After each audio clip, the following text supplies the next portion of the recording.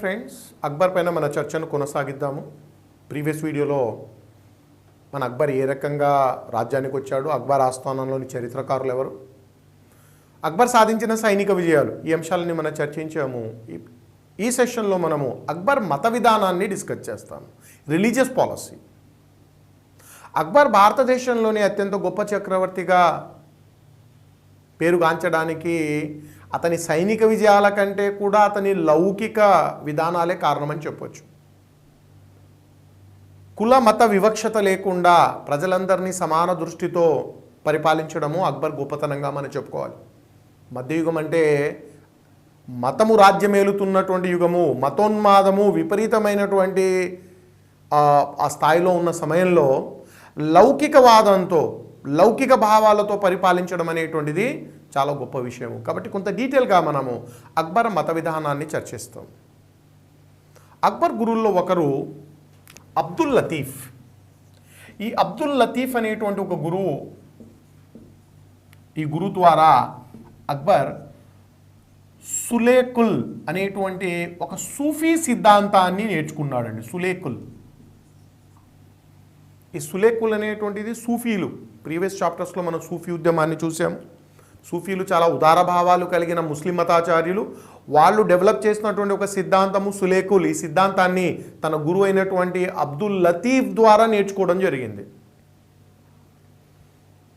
అక్బర్ యాక్చువల్గా నిరక్షరాస్యుడు. మరి గురువు ఏంటి అంటే విద్యాబుద్ధులు నేర్పలేదండి. గురువు అంటే మత బోధన చేయడము, ప్రాపంచిక విషయాలపైన అవగాహన కల్పించడము. యాక్చువల్గా చెప్పాలంటే అక్బర్ నిరక్షరాస్యుడు, రాయడము చదవడం తెలియదు. కాకపోతే ఇతనికి ఆ జ్ఞానాన్ని ఇచ్చినటువంటి గురువు అండి అబ్దుల్ లతీఫ్, సులేకుల్. ఈ సులేకులే అక్బర్ పరిపాలనకు, అక్బర్ మత విధానానికి పునాదిగా నిలిచింది. అంటే ఇంకో మాటలు చెప్పాలంటే సులేకుల ఆధారంగా అక్బర్ తన మత విధానాన్ని కొనసాగించాడు, తన పరిపాలన కూడా అదే సూత్రం ఆధారంగా కొనసాగింది. ఏంటి సులేకుల్ అంటే? ఇంతకుముందు యూపీఎస్సీ పరీక్షలు అడిగాడండి సులేకుల్ అంటే ఏంటి. ముందుగా నేను ఆ సులేకుల్ అనే ఆ పదానికి అర్థం చెప్తానండి, తర్వాత దాని కాన్సెప్ట్ చర్చిస్తాను. సుల్ అంటే శాంతి,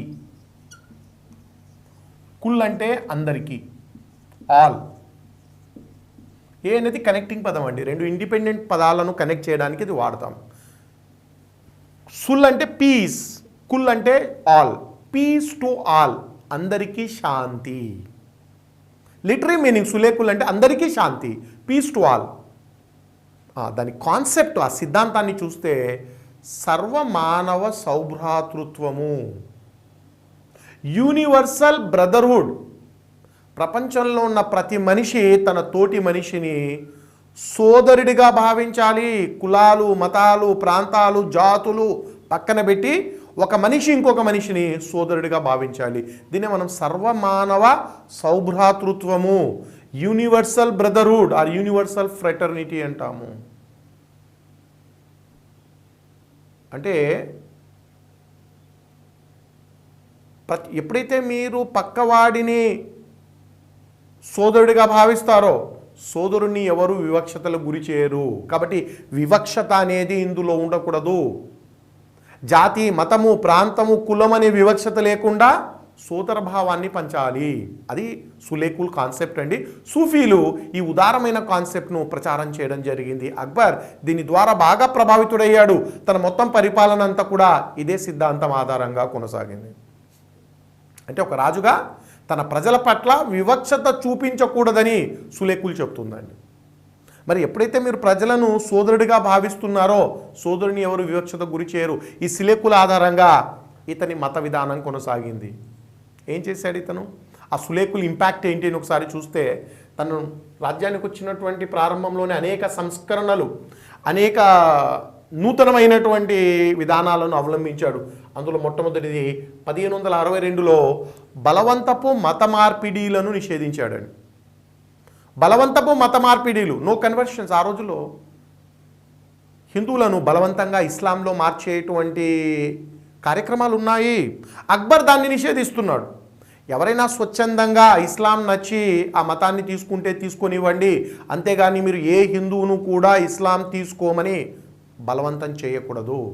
ఫోర్సిబుల్ కన్వర్షన్స్ అంటాము, దాన్ని నిషేధిస్తున్నాడని 1562లో.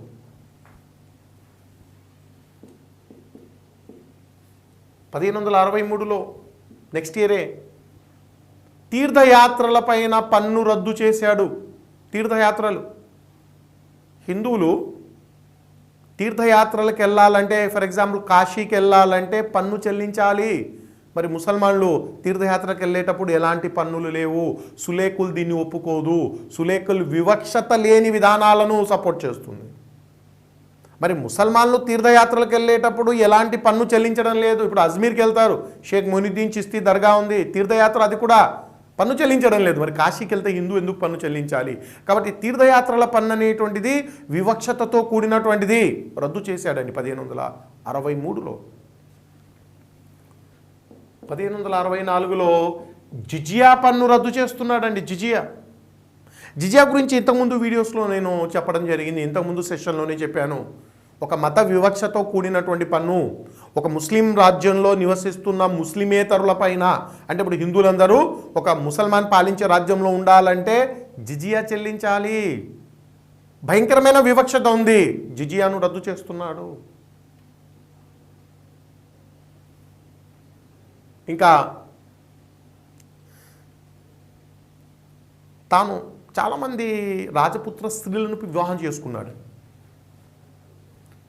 చాలామంది స్త్రీలను, రాజపుత్ర స్త్రీలను, బహుభార్యత్వం ఆనాడు సాధారణమండి. తాను వివాహం చేసుకున్న రాజపుత్ర స్త్రీలకు మత స్వేచ్ఛను ప్రసాదించాడు. ఇప్పుడు అక్బర్ కంటే చాలా ముందే చాలామంది ముస్లిం రాజులు హిందూ స్త్రీలను పెళ్లి చేసుకున్నారండి. ఉదాహరణకు అల్లావుద్దీన్ ఖిల్జీకి చాలామంది హిందూ భార్యలు ఉన్నారండి. కానీ వాళ్ళు పెళ్లి చేసుకున్నటువంటి మరుక్షణమే ఇస్లాంలోకి కన్వర్ట్ చేయబడ్డారు. ఇస్లాంలోకి మార్చి పెళ్లి చేసుకోవడం అండి. అక్బర్ అలా చేయలేదు. తన హిందూ భార్యలకు సంపూర్ణమైనటువంటి మత స్వేచ్ఛనిచ్చాడు. ఉదాహరణకు జోధాబాయ్, అక్బర్ భార్యలో ఒకరు జోధాబాయ్, శ్రీకృష్ణ భక్తురాలు. అక్బర్ ప్యాలెస్లోనే, అక్బర్ భవంతిలోనే శ్రీకృష్ణ మందిరాన్ని ఏర్పాటు చేసుకొని విగ్రహాన్ని పెట్టి ఆవిడ పూజించేది. ఇస్లాంలో విగ్రహారాధన మహాపాపము. అలాంటిది ముసల్మాన్ల రాజు యొక్క ప్యాలెస్లో అతని భార్య విగ్రహారాధన. అంటే విగ్రహారాధనకు ఒక ముసల్మాన్ అనుమతి ఇచ్చాడంటే ఇక హద్దులు లేని లౌకికవాదం అండి అది. ఇంకా అతని చర్యల్లో హిందూ దేవాలయాలకు క్రైస్తవుల చర్చీల నిర్మాణానికి అనుమతులు ఇవ్వడము, హిందువులు దేవాలయాలు నిర్మించుకోవడానికి అనుమతులు ఇచ్చాడు.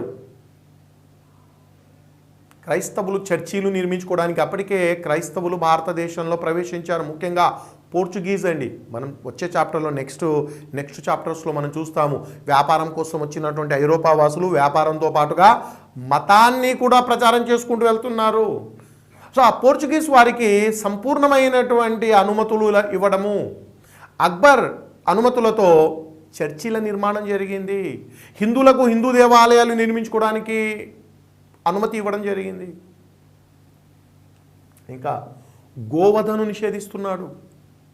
హిందువులు అత్యంత పవిత్రంగా భావించేటువంటి గోవును చంపి హిందువుల మనోభావాలు దెబ్బతీయకూడదు. ఒక అద్భుతమైన కాన్సెప్ట్ అది. అంటే పక్క వాళ్ళ యొక్క మనోభావాలను గౌరవించాలి అనే ఉద్దేశంతో ఒక ముసల్మాను గోవధను నిషేధించి హిందువులు జరుపుకునేటువంటి పండుగల్లో హోలీ కానివ్వండి, దీపావళి చాలా చాలా గొప్పగా పాల్గొనేవాడండి. ముఖ్యంగా హోలీ అక్బర్ యొక్క ఫేవరెట్ ఫెస్టివల్ అండి.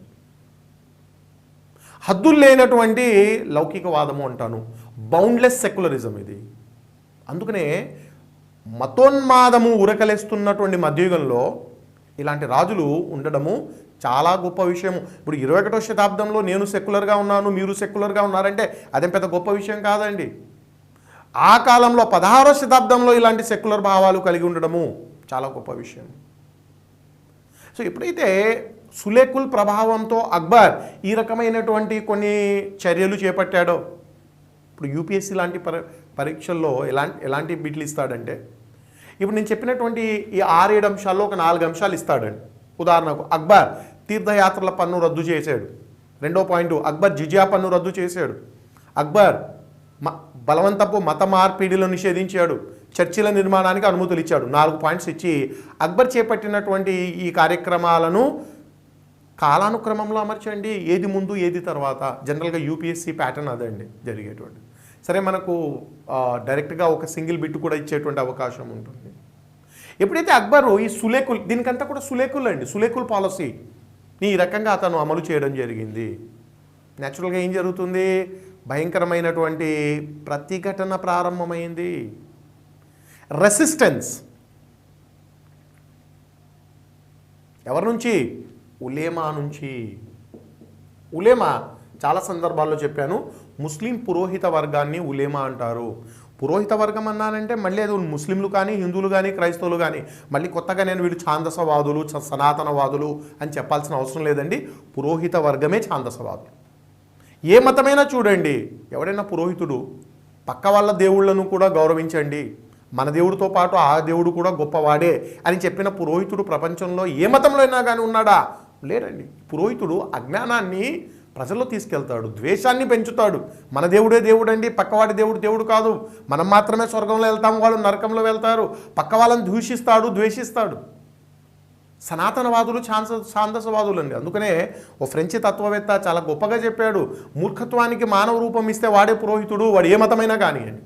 పాయింట్ అంటే ఆ మాట చెప్పిన వోల్టేర్ అతనే పురోహిత వర్గం నుంచి వచ్చిన వాడండి. చాలా అద్భుతమైన ఫ్రెంచ్ ఫిలాసఫర్ అతను. Priest is the personification of ignorance అంటాడు. ఈ ఉలేమా అక్బర్ చర్యలను ఖండించారు. అక్బర్ను ముస్లిం ద్రోహి, ఇస్లాం ద్రోహి అని ముద్ర వేశారు. నువ్వన్నీ ఇస్లాంకు వ్యతిరేకమైన చర్యలు చేపట్టావు. షరియా, ఇస్లామిక్ ధర్మశాస్త్రమైన షరియాకు వ్యతిరేకము. షరియా జిజియా పన్ను విధించమంటుంది, నువ్వు జిజియా పన్ను రద్దు చేస్తావా? ఇస్లాం విగ్రహారాధన ఉండకూడదు అంటుంది, అది నీ ప్యాలెస్లోనే నువ్వు నీ భార్యతో కలిసి విగ్రహాలు పూజిస్తావాను. కాబట్టి ఈ చర్యలన్నీ కూడా ఇస్లాంకు వ్యతిరేకము. కాబట్టి ఈ ఉలేమా అక్బర్కు వ్యతిరేకంగా పిలుపులు ఇవ్వడము, అక్బర్కు వ్యతిరేకంగా జిహాద్ చేయండి అని కూడా కొంతమంది ఉలేమా ఇవ్వడం జరిగింది. అక్బర్ పైన ఇస్లాం ద్రోహి అని ముద్ర వేశారండి. కాఫీర్ అన్నారు, నువ్వు కాఫీర్వి అంటే అల్లా తప్ప మరే దైవాన్ని పూజించినా ఒప్పుకున్నా కాఫీర్ అంటారు. అక్బర్ అన్ని దేవుళ్లను, అన్ని మతాల దేవుళ్లను సమానంగా ఆదరించడము, అందుకనే తనపైన కాఫీర్, ఇస్లాం ద్రోహి. అక్బర్లో ఆలోచన ప్రారంభమైంది ఏంటి? నేను ఇస్లాంకు ఏ రకంగా ద్రోహం చేశాను? అందరి మనోభావాలు గౌరవించడము, అన్ని మతాల దేవుళ్లను గౌరవించడం అనేది నేను చేసిన ద్రోహమా? అంటే ఇస్లాంలో ఈ రకమైనటువంటి సనాతన భావాలు ఉన్నాయా? వేరే మతాల వారిని దూషించమని, ద్వేషించమని ఇస్లాం చెబుతుందా? అసలు ఇస్లాంలో ఇవన్నీ ఉన్నాయా? ఇవి ఉన్నాయని వీళ్ళు ఇంటర్ప్రిట్ చేస్తున్నారా? ఇప్పుడు రెండండి, ఇస్లాంలో సనాతనవాదం ఉందా, ఇస్లాంలో ఛాందసవాదం ఉందా, లేదా ఛాందసవాదం ఉందని వీళ్ళు ఇంటర్ప్రిట్ చేస్తున్నారా, లేదా ఛాందసవాదాన్ని వీళ్ళు మతంలో చొప్పిస్తున్నారా? మొత్తానికి ఇప్పుడు అక్బర్ టాస్క్ ఏంటంటే ఇస్లాం గురించి తెలుసుకోవాలి. తాను చేసినటువంటిది ప్రజలందరినీ వివక్షత లేకుండా సమాన దృష్టితో నేను పాలిస్తే నన్ను ఇస్లాం ద్రోహి అంటారు. అంటే ఇస్లాంలో సమానత్వం ఇస్లాం ఒప్పుకోదా? అసలు ఇస్లాం ఏంటి తాను తెలుసుకోవాలి. ఎలా తెలుసుకోవాలి? ఇప్పుడు ఎవరైనా మీరు కానీ నేను కానీ ఒక మతం గురించి తెలుసుకోవాలంటే 2 పద్ధతులు ఉన్నాయండి. ఒకటి, ఆ మతానికి సంబంధించిన గ్రంథాలు, పుస్తకాలను చదవాలి. ఆ మతానికి ఇప్పుడు నేను ఇస్లాం గురించి తెలుసుకోవాలి, ఖురాన్ చదవండి, హదీస్ చదవండి, ఇంకా ఇతరత్ర పవిత్ర గ్రంథాలు, దాన్ని బట్టి కొంత ఐడియా వస్తుంది. అది ఒక విధానం. అక్బర్ ఆ పని చేయలేడు. ఎందుకు చేయలేడు? నిరక్షరాస్యుడు, పుస్తకాలు చదవలేడు. కాబట్టి ఫస్ట్ ఆప్షన్ క్లోజ్డ్. రెండో ఆప్షన్ ఏంటి? ఒక మతం గురించి తెలుసుకోవాలంటే పురోహితుల దగ్గర కూర్చొని, స్వామి మీ మతం గురించి కొంత చెప్పండి అని ఆ పురోహితుడి దగ్గర, ఆ మతాచార్యుడి దగ్గర వెళ్ళి కూర్చోవడం. అది చాలా ప్రమాదకరం. అది ఎందుకు ప్రమాదకరం అంటే ఆ మతాచార్యుడు వాడి రంగులో మతాన్ని చూపిస్తాడు. వాడు సనాతనవాది అయితే ఆ మతాన్ని సనాతనవాద రంగులో చూపిస్తాడు, ఉదారవాది అయితే ఉదారం, అంటే వాడి ఇంటర్ప్రిటేషన్ డిఫరెంట్గా ఉంటుంది. ఇప్పుడు ఒసామా బిన్ లాడెన్ లాంటి టెర్రరిస్ట్ దగ్గరికి వెళ్ళండి, ఇస్లాం గురించి చెప్పమని అడగండి వాడిని. బాబు ఇస్లాం ఏంటో చెప్పు. అరే వెరీ సింపుల్, ఒక బాంబు పెట్టి 10 మందిని చంపేయి, అదే ఇస్లాం అంటాడు. ఒక టెర్రరిస్ట్ అలా అంటాడు. అదే ఒక ఒక జెన్యూన్ ఇంటలెక్చువల్, ఇస్లాంలో మంచి ఆలోచనలు, మంచి జ్ఞానం ఉన్నటువంటి ఒక ఇంటెలెక్చువల్ దగ్గరికి వెళ్ళండి, ఓ మేధావి దగ్గరికి వెళ్ళండి. ఇస్లాం అంటే ఏంటి? ఇస్లాం అంటే శాంతి అంటాడు. ఇస్లాం అంటే ఇతరులను ప్రేమించడము, శాంతి. ఇప్పుడు ఒకే మతాన్ని ఎలా ఇంటర్ప్రిట్ చేస్తున్నాడు? ఒకరేమో బాంబు పెట్టి చంపమంటున్నాడు, మరొకరేమో అహింస అంటాడు, శాంతి అంటాడు, 10 మందిని ప్రేమించడం ఇస్లాం అంటాడు. అంటే ఇప్పుడు పాయింట్ ఏంటి? మీ మతాలు అనేటువంటిది ఇంటర్ప్రిటేషన్ పైన ఆధారపడి ఉన్నాయి. కాబట్టి ఆ పురోహితుడి దగ్గర, ఆ మతాచార్యుడి దగ్గరికి వెళ్ళి వినడం కూడా కరెక్ట్ కాదు. పుస్తకాలు చదవలేడు, ఓ మతాచార్యుడి పైన ఆధారపడలేడు, మరి మతం గురించి, ఇస్లాం గురించి ఎలా తెలుసుకోవాలి? అక్బర్కు చదువు లేదు కానీ అద్భుతమైనటువంటి విజ్డమ్ ఉందండి. లౌక్యము అంటాము. ఇప్పుడు అదే మహమ్మద్ బిన్ తుగ్లక్ అండి, మనం చర్చించాం మహమ్మద్ బిన్ తుగ్లక్. మహమ్మద్ బిన్ తుగ్లక్ దగ్గర అపార జ్ఞానం ఉందండి, లౌక్యం లేదు. తన దగ్గర ఉన్న జ్ఞానాన్ని ఎలా ఇంప్లిమెంట్ చేయాలి, అందుకనే అంత మేధావి ఉండి పరిపాలనలో ఫెయిల్ అయ్యాడండి మహమ్మద్ బిన్ తుగ్లక్. అదే అక్బర్ నిరక్షరాస్యుడు, పరిపాలనలో సక్సెస్ అయ్యాడు. అంటే లౌక్యం అనేది చాలా ఇంపార్టెంట్, విజ్డమ్ అనేటువంటిది. ఇప్పుడు ఏం చేస్తున్నాడు ఇస్లాం గురించి తెలుసుకోవడానికి? 1575లో తన రాజధాని ఫతేపూర్ సిక్రీ, నేను చెప్పాను ఫతేపూర్ సిక్రీ అనే కొత్త రాజధాని నిర్మించాడు. 1575లో ఆ రాజధానిలో ఇబాదత్ ఖానా అనేటువంటి ఒక కట్టడాన్ని నిర్మించాడు. ఇబాదత్ ఖానా, ఇబాదత్ అంటే ప్రార్థన, వర్షిప్, ఖానా అంటే మందిరము. ఒకవేళ తెలుగులో మీరు ఆ పదాలు తెలుగులో రాయకూడదండి, ఇబాదత్ ఖానా అంతే, ప్రార్థనా మందిరము దాని మీనింగ్ అండి. సో ఈ 1575లో ఫతేపూర్ సిక్రీలో ఇబాదత్ ఖానా అనేటువంటి ఒక మందిరాన్ని నిర్మించాడు. ఏంటి ఆ మందిరాన్ని నిర్మించి? ప్రతి గురువారము, వారానికి ఒకసారి అండి, గురువారం సాయంత్రము ఇస్లాం పైన బహిరంగ చర్చలు, మేధావులను పిలిపించి, ఎవ్రీ థర్స్డే మేధావులను పిలిపించి ఇస్లాం పైన చర్చలను ప్రారంభించాడు.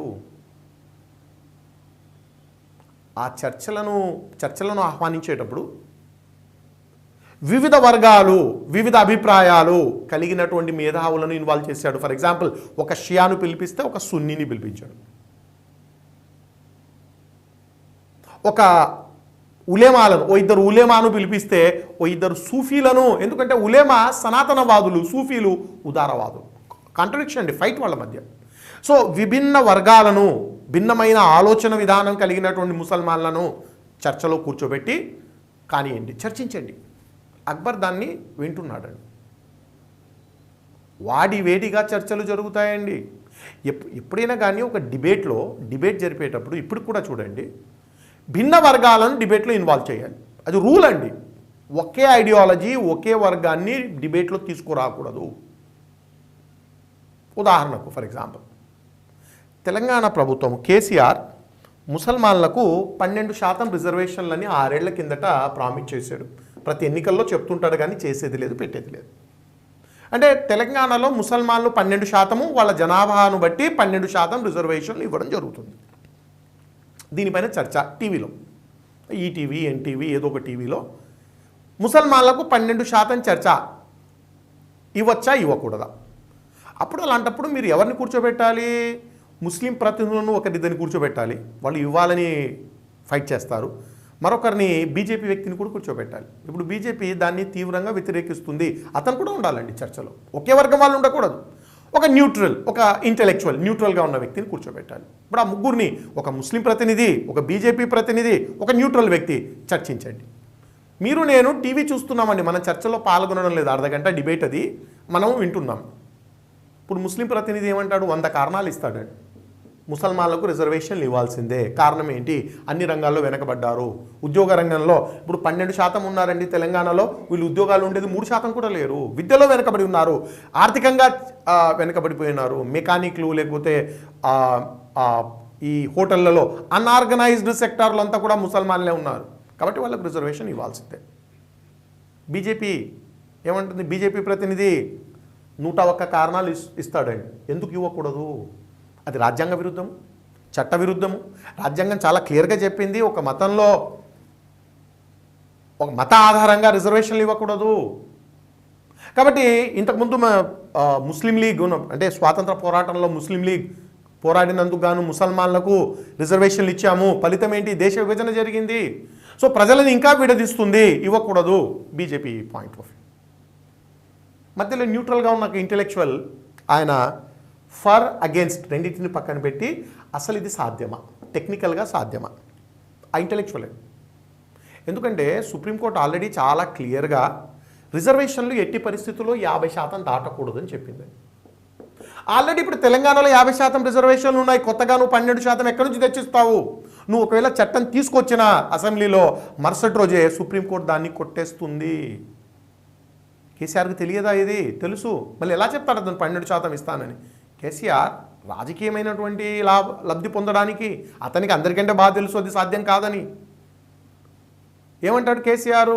నేను రాజ్యాంగ సవరణ ద్వారా రాజ్యాంగ సవరణ చేసి రాజ్యాంగంలోని 9వ షెడ్యూల్లో ఈ రిజర్వేషన్లు తీసుకెళ్తాను. ఇప్పుడు తమిళనాడులో అదే ఉందండి. తమిళనాడులో 69% ఈనాడు రిజర్వేషన్, 69%.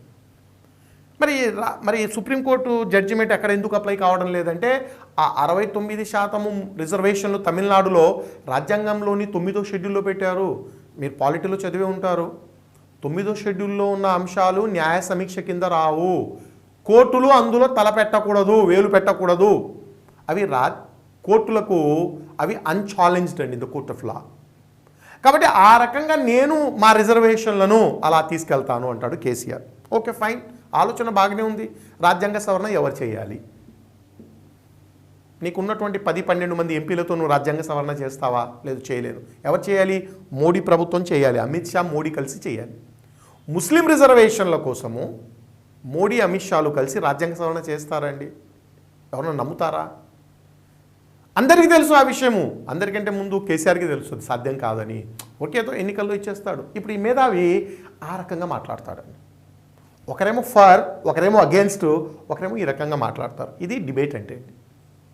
మీరు నేను టీవీ ముందు కూర్చొని, మనం డిబేట్లో పాల్గొనలేదు, టీవీ ముందు కూర్చొని వింటున్నాము. అరగంట చర్చ ముగుస్తుంది. ఆ సబ్జెక్ట్ పైన మనకు కంప్లీట్ అవగాహన వస్తుంది. అదేంటి డిబేట్ అంటే? అలా ఉండాలి. ఒకే వర్గాన్ని కనుక మీరు పెట్టారంటే అయిపోయింది, హైజాక్ అవుతుంది టాపిక్. అక్బర్ అదే పని చేస్తున్నాడు. అక్బర్కు చదువు లేదు కానీ అదే పని చేస్తున్నాడు. ఇబాదత్ ఖానాలో ప్రతి గురువారం పాల్గొనేటువంటి, ఆ చర్చలో పాల్గొనేటువంటి మతాచార్యులు, భిన్నమైన అభిప్రాయాలు, భిన్నమైన సిద్ధాంతాలు కలిగిన వాళ్ళు, వాళ్ళందరినీ కూర్చోబెట్టి గురువారం సాయంత్రము చర్చించండి ఇస్లాం గురించి. ఈయన ప్రేక్షక పాత్ర అండి, ప్రేక్షకుల్లాగా చూస్తున్నాడు. సే ఒక పార్టిసిపెంట్ ఏమంటాడంటే ఇస్లాం అంటే ఎక్స్ అంటాడు. ఆయన పాయింట్స్ అనిస్తాడు, ఇస్లాం ఎక్స్. ఇంకొకరు వేస్తాడు, లేదండి మీరు తప్పుగా అర్థం చేసుకున్నారు, ఇస్లాం ఎక్స్ కాదు, ఇస్లాం అంటే వై. చాలా క్లియర్గా ఖురాన్లో హదీస్లో చెప్పారు, ఇస్లాం అనేది వై అని. ఇంకొకరు లేసి మీరిద్దరు తప్పు, ఇస్లాం ఎక్స్ కాదు, వై కాదు, ఇస్లాం అంటే జెడ్. ఇది పరస్పర అభిప్రాయ భేదాలు. కాబట్టి 100% ఇది మతము అనే ఆలోచన ఎవరికీ లేదు. ఎవరి ప్రకారం వాడు ఇంటర్ప్రిట్ చేస్తున్నాడు. ఒకటి ఎక్స్ అంటాడు, ఒకటి వై అంటాడు. ఈ వాడి వేడి చర్చలు ఎలా జరుగుతున్నాయి ప్రతి గురువారము, ఈ విషయాన్ని ఆనాటి చరిత్రకారుడైన బదౌని రాస్తాడండి.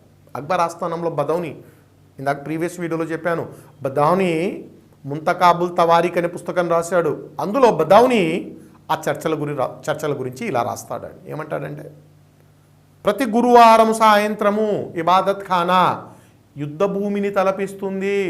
అది యుద్ధ భూమిగా మారిపోతుంది. It becomes a battle field.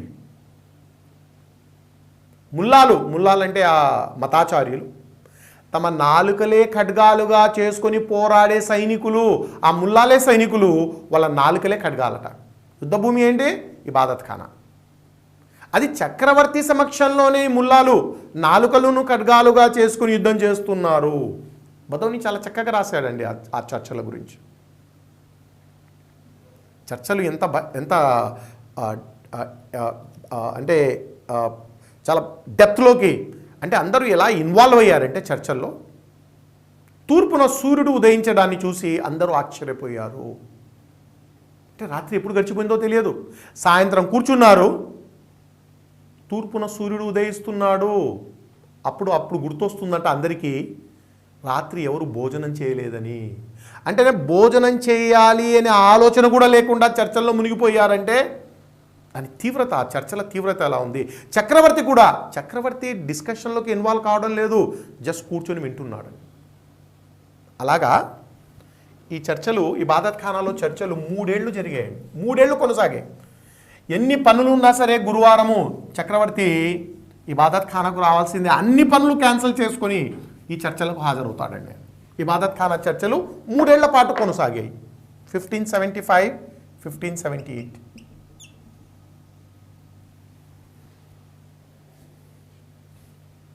ఫైనల్గా ఇస్లాం గురించి అన్ని విషయాలు తెలుసుకున్నాడు. ఏ పుస్తకం చదవలేదు, ఏ వ్యక్తి పైన ఆధారపడలేదు. ఈ చర్చల ఫలితం ఏంటంటే బహుశా అక్బర్కు తెలిసినంత ఇస్లాం భారతదేశంలో ఆనాడు ఎవరికి తెలియదు. అతనికి అర్థమైంది ఏంటంటే ఇస్లాంలో ఛాందస భావాలు లేవు. ఇస్లాం ఇతరులను ద్వేషించమని చెప్పదు. ఇస్లాం సమానత్వాన్ని కోరుకుంటుంది. తాను చేపట్టిన చర్యలన్నీ కూడా ఇస్లాంకు అనుకూలమే.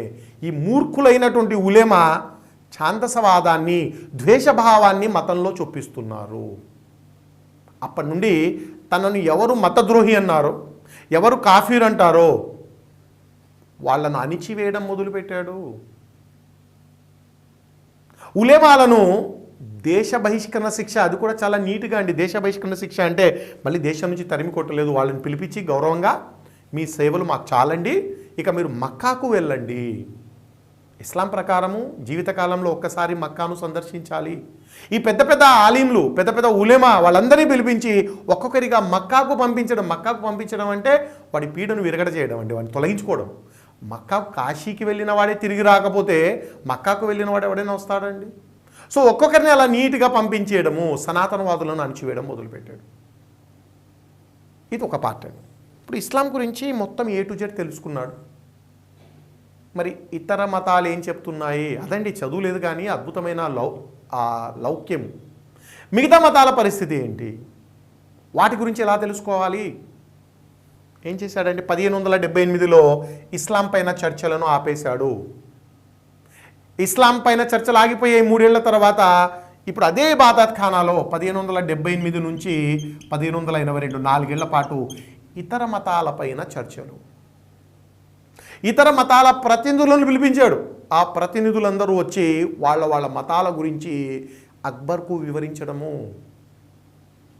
అంటే ఇస్లాం పైన జరిగిన చర్చల ద్వారా ఇస్లాం గురించి తెలుసుకొని మిగతా మతాల గురించి తెలుసుకునేటువంటి ప్రయత్నం. హిందూ మతాన్ని ఆ చర్చల్లో ఎవరు ఏ మతాన్ని రిప్రజెంట్ చేశారని ఒకసారి చూస్తే, హిందూ మతాన్ని పురుషోత్తం, దేవి వీళ్ళిద్దరూ రిప్రజెంట్ చేశారు. అబుల్ ఫజల్ వీళ్ళ పేర్లు ఇస్తున్నాడండి. వాడు ఇబాదత్ ఖానాకి వెళ్ళి హిందూ మతం గురించి అక్బర్కు పూర్తి వివరాలు అందజేశారు. జైన మతం, హీరా విజయసూరి ఇతని ఇబాదత్ ఖానా చర్చల్లో పాల్గొని జైన మతం గురించి వివరాలు అందజేసినటువంటి వ్యక్తి. బౌద్ధం లేదండి, ముందే చెప్పాను, బౌద్ధ మతము 12వ శతాబ్దపు చివరిలో భారతదేశంలో పూర్తిగా అంతరించింది, కానీ జైన మతం మాత్రం కొనసాగుతుంది. పార్సీ మతం, పార్సీలు వీళ్ళనే జొరాస్ట్రియన్స్ అని కూడా అంటారు. ఇంతకుముందు కూడా చెప్పాను, జొరాస్ట్రియన్లు.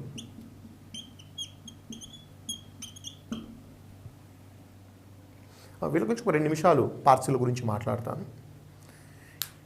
ఈ జొరాస్ట్రియన్లు లేదా పార్సీలు, ఇండియాలో వాళ్ళని పార్సీలు అంటారండి. వీళ్ళు యాక్చువల్గా జొరాస్ట్రియన్ మతానికి చెందిన వాళ్ళు. రెండు ఒకటే, మీరు పార్సీలు అన్నవాడు ఒకటే. మన గౌతమ బుద్ధుడు, వర్ధమాన మహావీరుడు బౌద్ధ జైన మతాలను బోధించే సమయంలో, అంటే క్రీస్తుకు పూర్వం 6వ శతాబ్దంలో జొరాస్టర్ అనేటువంటి ఒక ప్రవక్త ఇరాన్లో ఉన్నాడండి. జొరాస్టర్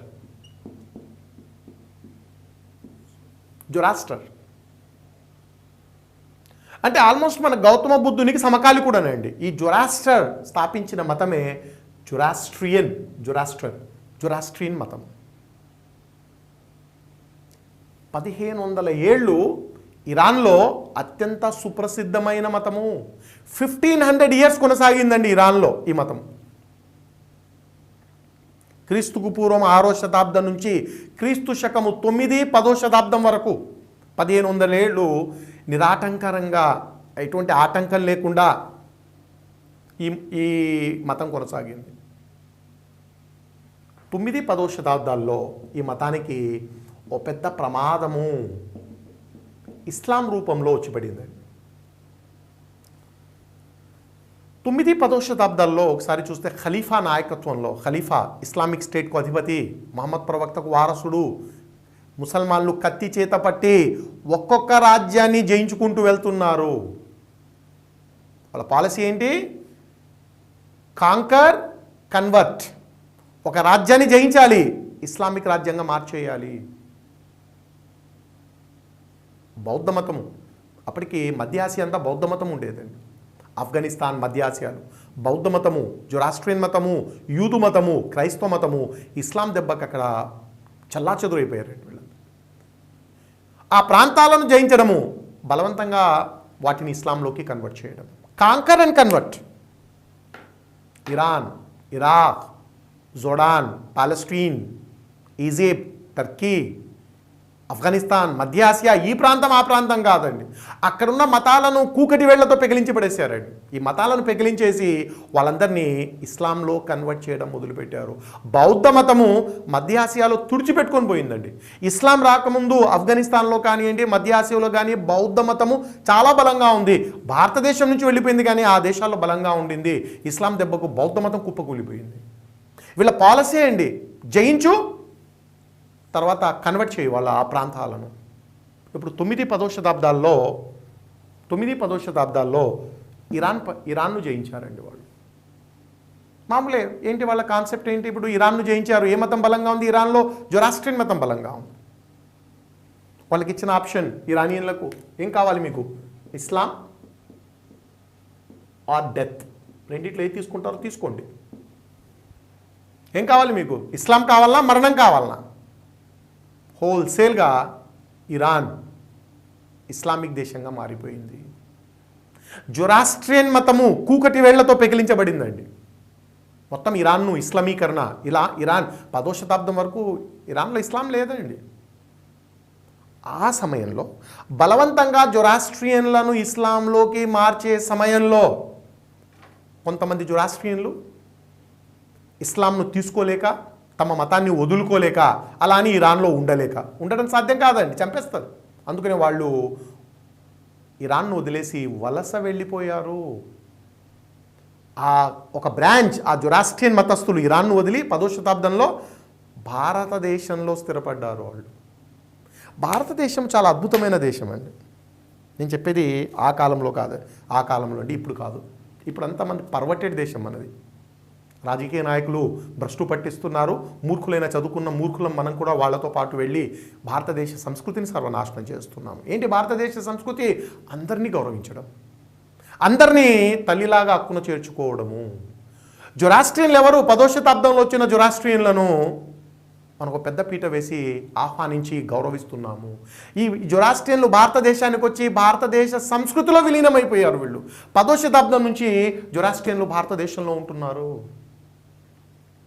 యూదులు, అదే ప్రాంతంలో యూదులు, జ్యూస్ అంటామండి వీళ్ళను. ఒకవైపు క్రైస్తవులు, మరోవైపు ముసల్మాన్లు యూదులను ఊచకోత కోసారండి. యూదులు దేశాలకు పారిపోయారు. ఆ ప్రాంతాన్ని వదిలేసి, ఆ పాలెస్టీనా ప్రాంతాన్ని, ఇజ్రాయిల్ను వదిలేసి వాళ్ళు రకరకాల దేశాలకు పారిపోయారు. వాళ్ళు ఎక్కడికి వెళ్ళినా పాపం వివక్షతలకు గురయ్యారు. వాళ్ళను అతి క్రూరంగా చంపేశారండి. మీరు రష్యా చూడండి, జర్మనీ చూడండి, వేరే ఏ దేశాలు చూడండి, యూదులపైన జరిగిన అరాచకాలు. హిట్లర్ లాంటి నియంతలైతే లక్షలాది మంది యూదులను ఊచకోత కోసారండి. తర్వాత ఆ యూదులను చంపేశారు. ఒక భారతదేశం, ఒక తెగ భారతదేశానికి కూడా వచ్చిందండి యూదులు. భారతదేశం వాళ్ళని హక్కున చేర్చుకొని వారికి పూర్తి మత స్వాతంత్రంతో వాళ్ళని ఇక్కడ ఉండడానికి అవకాశం కల్పించడం. అందుకనే రవీంద్రనాథ్ ఠాగూర్ అన్నారండి, భారతదేశం అనేది ఒక సముద్రము. నా దేశం ఎంత గొప్పదంటే ఈ సముద్రము అనేక నదులు, అనేక ప్రాంతాల వాళ్ళు, అనేక మతాల వాళ్ళు, అనేక జాతుల వాళ్ళు, అనేక ధర్మాల వాళ్ళు ఈ సముద్రంలో వచ్చి కలిసిపోయారు, తమ ఉనికిని కోల్పోయారు. ఇందులో ముసల్మాన్లు ఉన్నారు, యూదులు ఉన్నారు, పార్సీలు, వీళ్ళు జొరాస్ట్రియన్స్ అండి. ఇరాన్ను పర్షియా అంటామండి, ఆ పర్షియా నుంచి వచ్చారు కాబట్టి మనం పార్సీలు అంటున్నాం వీరిని. భారతదేశం అనేది ఒక మహాసముద్రము, ఈ ధర్మాలన్నీ కలిసి మమేకమైపోయాయండి. ఇప్పుడు ఈరోజు మనం ఏం చేస్తున్నామంటే ఈ రాజకీయ నాయకులు వాళ్ళ లబ్ధి కోసము మతం ఆధారంగా రెచ్చగొడితే హిందువులు కానీ ముసల్మాన్లు కానీ రెచ్చిపోయి కొట్టుకునేటువంటి పరిస్థితి. అంటే బాబు వాడి ప్రయోజనాల కోసం మతాన్ని రెచ్చగొడుతున్నారు, మీరేమో చదువుకున్న వాళ్ళు రెచ్చిపోతున్నారు. భారత సంస్కృతి యొక్క గొప్పతనము, ఆ చరిత్రను తెలుసుకోకుండా, ఆ సంస్కృతి తెలుసుకోకుండా ఈ రాజకీయ నాయకుల యొక్క కబంధహస్తాల్లోకి వెళ్ళిపోతున్నాము. రైట్ అండి. ఆ రకంగా ఇరాన్ నుంచి వలస వచ్చిన వాళ్ళండి. హైదరాబాద్ను ఒకసారి చూస్తే చాలా అద్భుతమైన సంస్కృతి అండి హైదరాబాద్లో. ఒరిజినల్ మిశ్రమ సంస్కృతి, కాంపోజిట్ కల్చర్ చూడాలంటే మీరు హైదరాబాద్ రావాలండి. హైదరాబాద్ యొక్క సంస్కృతి యొక్క గొప్పతనాన్ని మీరు చూస్తే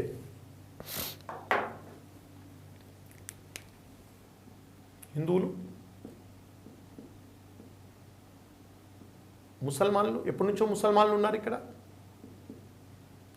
ఇరానియన్లు, లక్షలాది మంది ఇరానియన్లు హైదరాబాద్కు వచ్చి స్థిరపడ్డారు. షియామతస్తులు అండి, ఇరాన్ నుంచి వలస వచ్చిన షియామతస్తులు, ముఖ్యంగా కుతుబ్ షాహీలు పాలించే కాలంలో ఈ షియామతస్తులు భారీగా వచ్చి హైదరాబాద్లో సెటిల్ అయ్యారు. ఇరానీ చాయ్, ఇరానీ గల్లీ చాలా సుప్రసిద్ధం అండి హైదరాబాద్లో. లక్షలాది మంది ఇరానియన్లు, షియామతస్తులు. ఇప్పుడు వాళ్ళు ఇరాన్ కాదండి, ఇరాన్ను వదిలేసి భారతదేశాన్ని తమ మాతృభూమిగా హైదరాబాదీలుగా మారిపోయారు వీళ్ళు. అరబ్బులు నిజాం కాలంలో నిజాం సైన్యంలో పనిచేయడానికి వేలాది మంది అరబ్బులు, ముఖ్యంగా యమన్ దేశం నుంచి అండి, యమనీస్, వాళ్ళంతా వచ్చి హైదరాబాద్లో స్థిరపడ్డారండి. చాంద్రాయన్ గుట్ట, బార్కాస్ అనే ఒక ప్రాంతం ఉంది. మీరు బార్కాస్కి వెళ్ళండి, కనీసం 20,000 మంది అరబ్బులు ఈ రోజుకు హైదరాబాద్లో ఉన్నారు. యమనీ దేశం, వాళ్ళ మాతృభాష కూడా అరబే అండి. ఇప్పటికి కూడా వాళ్ళ అరబ్బుతోనే వైవాహిక సంబంధాలు. మీరు పేపర్లో చదువుతుంటారు చాలాసార్లు ఈ అరబ్బు షేకులు వచ్చి హైదరాబాద్ అమ్మాయిలను పెళ్లి చేసుకుంటున్నారు. కారణం ఏంటి? ఇస్లాంలో కన్యాశుల్కం చాలా భారీగా ఉంటుందండి. వాడు పెళ్లి చేసుకోవాలంటే సౌదీ అరేబియాలో వాడు ఆస్తులు అమ్ముకోవాలి.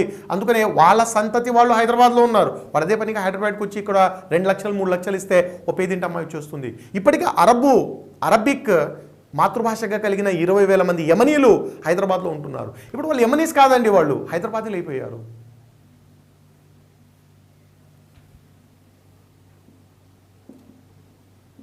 హబ్షీలు, ఇస్లాంను తీసుకున్న ఆఫ్రికా దేశస్తులను, నిగ్రోలను హబ్షీలు అంటారు. నిజాం కాలంలో వేలాది మంది హబ్షీలు హైదరాబాద్లో వచ్చి స్థిరపడ్డారు. హబ్షీగూడ అనే ఒక ప్రాంతం ఉందండి, సపరేట్గా హైదరాబాద్లో ఒక లొకాలిటీ ఉంది హబ్షీగూడ. హైదరాబాద్లోని సిసిఎంబి, ఈ మాలిక్యులర్ బయాలజీ అండి, centre for cellular and molecular biology వాళ్ళు హైదరాబాద్లో ఉన్నటువంటి హబ్షీలను సిద్దీలు అంటారు. ఇక్కడ సిద్దీలు అనేటువంటి వాళ్ళు చాలా ప్రాంతాల్లో ఉన్నారండి. మీరు లక్డీ కప్పుల్లో, రెడ్ హిల్స్ ఆ ప్రాంతంలో వెళ్తే వేలాది మంది సిద్దీలు ఉన్నారండి. హైదరాబాదీలు అయిపోయారు వాళ్ళు. కానీ నీగ్రోస్ కంప్లీట్గా నీగ్రోస్, ఆ రింగుల జుత్తు, నల్లటి ఫేస్, కానీ హైదరాబాదీలు అయ్యారు. 5-6 తరాల నుంచి వాళ్ళు ఇక్కడే ఉంటున్నారు.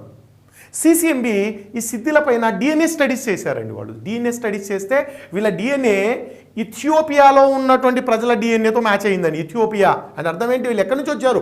ఇథియోపియా నుంచి మైగ్రేట్ అయ్యి నిజాం కాలంలో ఇక్కడ హైదరాబాద్లో స్థిరపడ్డారు. పార్సీలు, ఈ జొరాస్ట్రియన్లు అండి.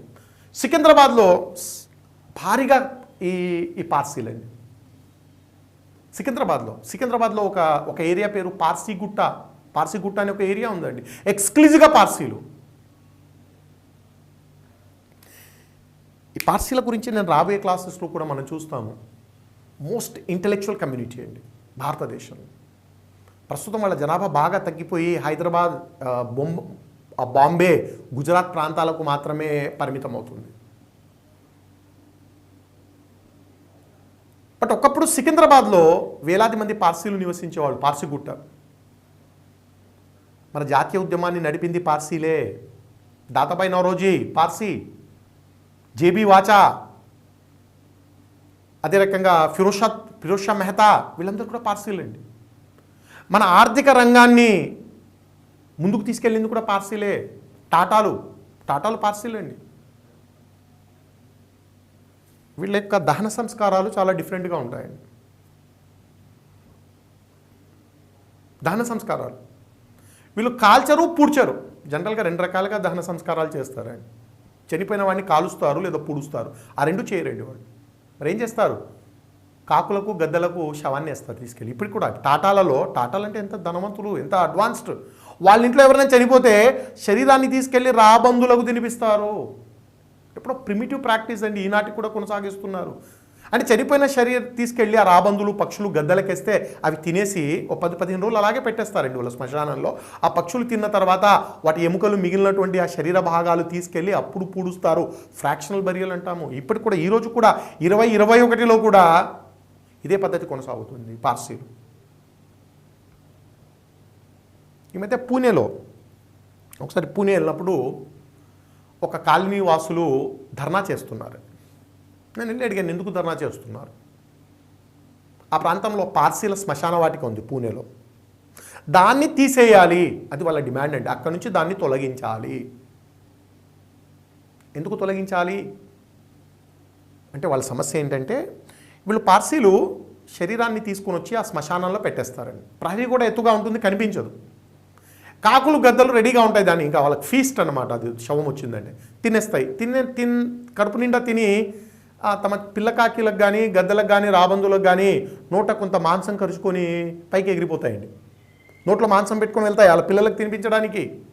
అవి వెళ్ళేటప్పుడు ఒక్కొక్కసారి ఏమవుతుందంటే ఆ మాంసము ముక్కులో నుంచి, ఆ గద్ద కానీ రాబందు ముక్కుల నుంచి జారిపోతుందండి. అక్కడ కింద మనుషులు నడుస్తుంటారు, టపీ అని తలపైన పడుతుంది వచ్చి మాంసం ముక్క అండి. మనిషి మాంసం ముక్క మీ నెత్తిపైన పడితే మీ ఫీలింగ్ ఏంటి? కాబట్టి వాళ్ళు పెద్ద ఎజిటేషన్. వాళ్ళు ఈ శ్మశానం తీసేస్తారా, లేదా మమ్మల్ని ఎక్కడికైనా రీహాబిలిట్ చేస్తారా? రీహాబిలిటేషన్ ఇవ్వండి, పోనీ ఇళ్ళు మాకు ఎక్కడైనా కట్టించి ఇవ్వండి, వెళ్ళిపోతాం. ప్రిమిటివ్ ప్రాక్టీసెస్ అండి ఈరోజు కూడా. అందుకు నేను సికింద్రాబాద్ పార్సిగుట్టలో, ఇప్పుడు పార్సీలు లేరండి, పార్సిగుట్ట అనే పేరు ఉంది కానీ హిందూ ముసల్మాన్లే ఉంటున్నారు. ఒకసారి వాళ్ళ శ్మశానానికి వెళ్ళి చూశాను. ఇక్కడ కొంత తెలివైన పార్సీలు అండి. వీళ్ళు ఏం చేశారంటే శ్మశానంలో ఒక పెద్ద ఏమంటారు దాన్ని, నెస్ట్, పంజరం చాలా పెద్దది, రాడ్స్తో, ఇనుప రాడ్స్తో. ఆల్రెడీ రాబందులు లోపలే ఉంటాయి, తీసుకెళ్ళి శవాన్ని లోపల పెట్టేస్తారు. కాబట్టి అవి లోపలే తినేస్తాయి, బయటికి వచ్చి ఆ సమస్య మనకు రాదు. భారతీయులు అయిపోయారండి వీళ్ళందరూ కూడా, కానీ వాళ్ళ మతాన్ని వాళ్ళు కొనసాగిస్తున్నారు. సో ఈ రకంగా పార్సీలు, ఇంకా ఆంగ్లేయులు భారీగా, ఈ పార్సీలు ఆంగ్లేయులు ప్రధానంగా సికింద్రాబాద్లో సెటిల్ అయ్యారండి. వీళ్ళందరూ కూడా హైదరాబాద్లోని ఓల్డ్ సిటీలో, ఇతర ప్రాంతాల్లో ఉంటారు. ఇది హైదరాబాద్ సంస్కృతి అని. దీన్నే మనము కాస్మోపాలిటన్ కల్చర్ అంటాము. హైదరాబాద్లో ఉన్నటువంటి కాస్మోపాలిటన్ కల్చర్ బహుశా రేర్ అండి, చాలా ఇక్కడ మనకు కనిపించదు. ఇంత అద్భుతమైనటువంటి హైదరాబాద్ నగరం కాస్మోపాలిటన్ కల్చర్. ఒకవైపు హిందూ సంస్కృతి, ఒకవైపు ముస్లిం సంస్కృతి. దీన్ని ఏమంటారంటే గంగా జమునా తెహజీబ్ అంటారండి ఉర్దూ భాషలో. హైదరాబాద్ సంస్కృతిని గంగా జమునా తెహజీబ్ అంటే గంగా యమున నదుల సంగమము. ఆ సంగమంతో అద్భుతమైన సంస్కృతి ఇక్కడ ఏర్పడింది. ఇప్పుడు అలాంటి అద్భుతమైన వాతావరణాన్ని ఈరోజు రాజకీయ నాయకులు తమ స్వార్థ రాజకీయ ప్రయోజనాల వల్ల కొరకు డిస్టర్బ్ చేస్తున్నారు, నాశనం చేస్తున్నారు.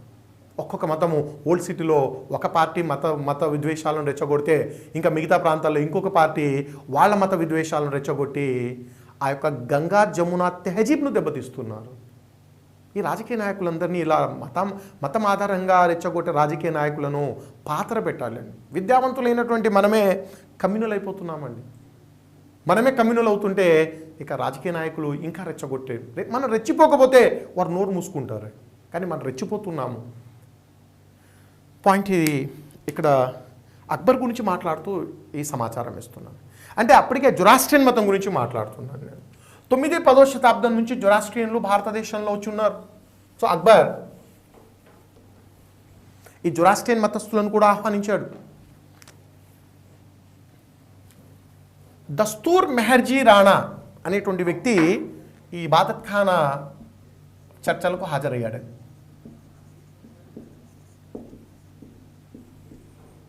దస్తూర్ మెహర్జీ రాణా జొరాస్ట్రియన్ మతాన్ని ఇబాదత్ ఖానాలో రిప్రజెంట్ చేసిన వ్యక్తి, దానికి ప్రతినిధిగా వెళ్ళినటువంటి వ్యక్తి.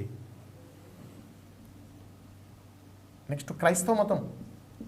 అప్పటికే పోర్చుగీస్ వాళ్ళు క్రైస్తవ మతాన్ని భారతదేశంలో తీసుకొచ్చారు. ఓ ఇద్దరు పోర్చుగీస్ మత ప్రచారకులు, మిషనరీస్ అండి, పోర్చుగీస్ మిషనరీస్ ఓ ఇద్దరిని అక్బర్ ఆహ్వానించాడు. సో క్రైస్తవ మతానికి ప్రతినిధులుగా హాజరైన ఇద్దరు పోర్చుగీస్ వాళ్ళు యాంటోనీ మాన్సిరిటీ,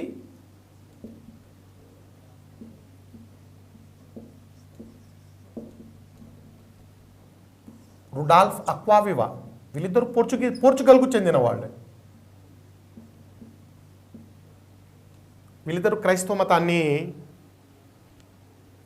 అక్కడ తీసుకెళ్ళడం జరిగింది. ఈ రకంగా 1578 నుంచి 82 వరకు అన్ని మతాలు, అంటే ఇస్లాం పైన చర్చలు ఆపేసి మిగతా అన్ని మతాలపైన చర్చలు ప్రారంభించి వాటి గురించి అపారమైనటువంటి జ్ఞానాన్ని పొందాడు. అంటే ఒక మాటలో చెప్పాలంటే ఇబాదత్ ఖానా సర్వమత సమ్మేళన సభగా మారిపోయిందండి. అన్ని మతాల వారిని అక్కడ తీసుకురావడం. 4 ఏళ్ల పాటు ఫైనల్గా 1582లో ఇబాదత్ ఖానా క్లోజ్ అయిపోతుంది. అప్పటికే అన్ని మతాలపైన సంపూర్ణమైనటువంటి అవగాహనకు వచ్చాడు. సంపూర్ణమైన అవగాహనను తెచ్చుకున్నాడు అక్బర్. ఒక విషయం చాలా క్లియర్గా అర్థమైందండి. ఈ మతం అనేటువంటిది ప్రజల్లో ద్వేషభావాన్ని పెంచుతుంది. ప్రజలు ఒకరిని మరొకరు ద్వేషించుకుంటున్నారు మతం ఆధారంగా. వాస్తవం అండి. భారతదేశంలో జాతీయ సమైక్యతకు సమగ్రతకు దెబ్బతీస్తున్న 2 అంశాలు చెప్పమంటే నేను పర్సనల్గా చెప్పేది, 1 కులము, 2 మతం. బహుశా ఇవి 2 మనల్ని కలవకుండా జాతీయ సమైక్యతకు సమగ్రతకు దెబ్బతీస్తుంది అంటే కులం ఒకటి, మతం ఒకటి. ఈ ఉన్నంత కాలము బహుశా మనం భారతీయులం కాలేమండి. మనం హిందువులము, ముసల్మాన్లము, క్రైస్తవులము ఇలాగే సిక్కులంగా ఉండిపోవాల్సిందే తప్ప భారతీయులు అయ్యేది ఎప్పుడంటే అదో వీటికి పాత్ర పెట్టాలి, కులానికి, వీటికి. ఇది పర్సనల్ మ్యాటర్గా తీసుకెళ్ళిపోవాలి. కానీ అన్ఫార్చునేట్లీ ఇవి మనల్ని ఒకటిగా చేయలేకపోతున్నాయి. అక్బర్ ఆ రోజుల్లో గ్రహించిన విషయం ఇది. మతం ద్వారా ద్వేషభావాలు, పరస్పర ద్వేషభావాలు పెరుగుతున్నాయి, జాతీయ సమైక్యతకు అడ్డంకిగా ఉంది, ఏం చేయాలి? చాలా అద్భుతమైన ఆలోచన వచ్చిందండి. ఈ పరస్పర విరుద్ధమైనటువంటి మతాలు, సిద్ధాంతాలన్నిటినీ కలిపి ఒక మత ధర్మాన్ని రూపొందించాలనేటువంటి ఆలోచన వచ్చింది అక్బర్కు.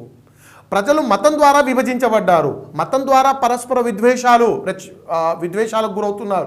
కాబట్టి అన్ని మతాల సారంతో ఒక నూతన ధర్మాన్ని స్థాపించాలి. ఆలోచన రావడమే తను 1582లో ఒక మత ధర్మాన్ని స్థాపించాడు. దీన్నే తౌహీదే ఇలాహీ అని పేరు పెట్టాడండి. తౌహీదే ఇలాహీ. తర్వాత కొంతకాలానికి ఈ తౌహీద్ అనే పేరు తీసి దీనికి దీన్ అనే పేరు పెట్టారండి. యాక్చువల్గా తౌహీదే ఇలాహీ, తర్వాత దీనే ఇలాహీ.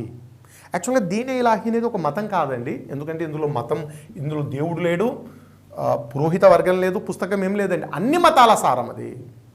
అన్ని మతాల సారంతో ఈ దీనే ఇలాహీ లేదా తౌహీదే ఇలాహీ.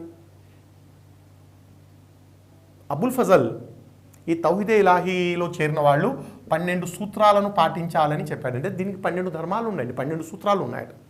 తౌహీదే ఇలాహీలో చేరేవాళ్ళు 12 సూత్రాలను ఖచ్చితంగా పాటించాలి. 1, అగ్నిని, సూర్యుని పూజించాలి.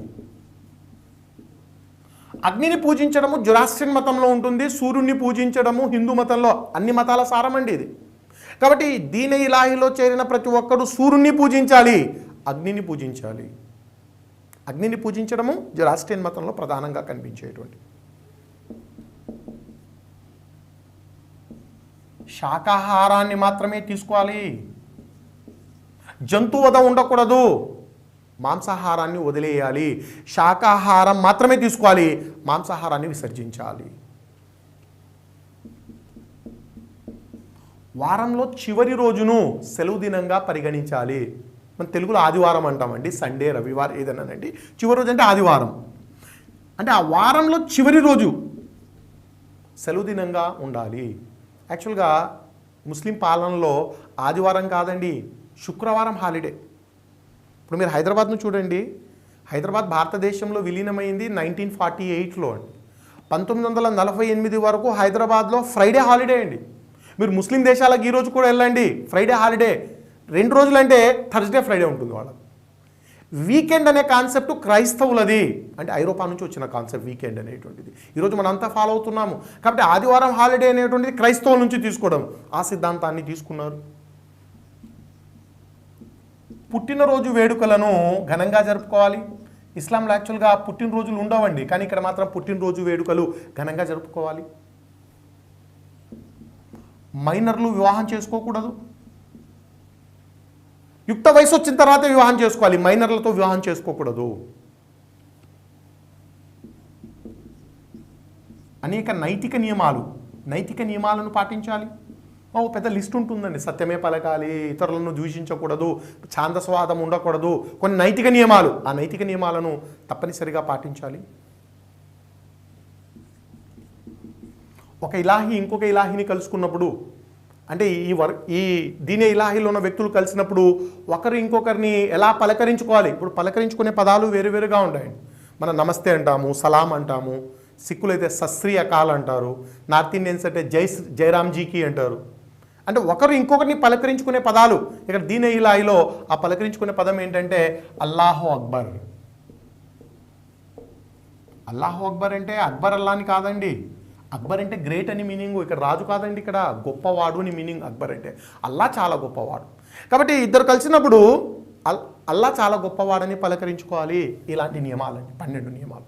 అందులో కొన్ని ఇచ్చాను నేను. అన్ని మతాల సారం అని చెప్పింది. ఇస్లాం, క్రైస్తవము, పార్సీ, జైన మతము, శాకాహారం అంటే జైన మతం అండి. అన్ని మతాల సారంతో ఈ దీనే ఇలాహి ఏర్పాటు చేశాడు. అంటే ఆయన ఆలోచన ఏంటంటే ప్రజలు ఈ దీనే ఇలాహిని కనుక ఆచరిస్తే పరస్పర విద్వేషాలకు స్వస్తి పలికి జాతీయ సమైక్యతకు పాటుపడతారు అనే ఆలోచన బాగానే ఉంది. కానీ ఛాందస భావాలు, నారో మైండెడ్నెస్ ఉన్న భారతీయుల్లో ఇలాంటి వర్క్ అవుతాయండి. ఇప్పుడు ఎలా ఒక హిందూ అంటాడు, హిందువు ఇందులో చేరితే అల్లాహ్ అక్బర్ అని చెప్పాలన్నా, అల్లా గొప్పవాడు. నేను ఎందుకు చెప్తాను అల్లాహ్ అక్బర్? అల్లా నా దేవుడే కాదే. ఓ ముసల్మాన్ అంటాడు నేను అగ్నిని సూర్యుడిని పూజించాలన్నా, అలా పూజిస్తే నేను కాఫీర్ అవుతాను కదా, నేను ఎందుకు పూజిస్తాను? క్రైస్తవుడు అంటాడు ఏంటి ఇవన్నీ, నాకేంటి ఇది అల్లాహ్ అక్బర్ నేనెందుకు అంటాను? పాయింట్ ఏంటంటే సంకుచిత భావాలు మనలో బాగా ఉన్నాయి. సంకుచిత భావాలు కలిగిన ప్రజలు ఉన్న దేశంలో ఇలాంటి గొప్ప గొప్ప సిద్ధాంతాలు సక్సెస్ కావు. అందుకనే దీనే ఇలాహి సక్సెస్ కాలేదు. ఎంతమంది చేరారో తెలుసా ఈ దీనే ఇలాహిలో? టోటల్ చేరిన వారి సంఖ్య 17 మందితోనే అంతమైందండి. చక్రవర్తితో కలిపితే 17 మంది. ఆ 17 మందిలో ఒకే ఒక హిందూ ఉన్నాడు. మహేష్ దాస్ అనే బ్రాహ్మణుడు అండి. మహేష్ దాస్ అదే అక్బర్ ఫ్రెండ్ అండి. అక్బర్కు బాగా క్లోజ్ ఇతను. బహుశా అక్బర్ తన స్నేహితుడు కాబట్టి తన స్నేహితుడిని సంతోషపెట్టడానికి చేరి ఉంటాడు. సో దీనే ఇలాహిలో చేరిన ఏకైక హిందూ మహేష్ దాస్. ఇతనికి రాజా బీర్బల్ అనే బిరుదాన్ని ఇవ్వడం జరిగింది. అంటే బీర్బల్గా ఇతను సుప్రసిద్ధుడు, బట్ అసలు పేరు అయితే మహేష్ దాస్. ఈ మహేష్ దాస్ ఒక బ్రాహ్మణుడు. 17 మందితో ప్రారంభం అంతమైపోయింది. సో అక్బర్ ఎంతో గొప్ప భావాలతో రూపొందించిన దీనే ఇలాహి అట్టర్ ఫ్లాప్ అయిందండి. అట్టర్ ఫ్లాప్ కావడానికి కారణం ఏంటంటే భారతీయుల సంకుచిత భావాలు. యాక్చువల్గా మనలాంటి దేశంలో ఇలాంటి గొప్ప గొప్ప సిద్ధాంతాలు మింగుడు పడవండి, మనకు డైజెస్ట్ కావు. మన ఆలోచనలు, సంకుచితమైన ఆలోచనలకు ఇవన్నీ సక్సెస్ కావు. బట్ ఒక అద్భుతమైన ప్రయత్నం అయితే జాతి సమైక్యత కోసం అక్బర్ చేసిన ప్రయత్నం చాలా గొప్పది. రైట్ అండి. ఇది అక్బర్ మత విధానం గురించి సమాచారం. సో మొఘల్ చక్రవర్తుల్లో మన 6 మందిని చర్చించాలని చర్చిస్తున్నాము. అందులో బాబర్, హుమాయూన్, అక్బర్ గురించి మనం డిస్కస్ చేసాము. నెక్స్ట్ జహంగీర్, షాజహాన్, ఔరంగజేబ్, మరో 3 గురించి నెక్స్ట్ వీడియోలో మనం చర్చిస్తాం.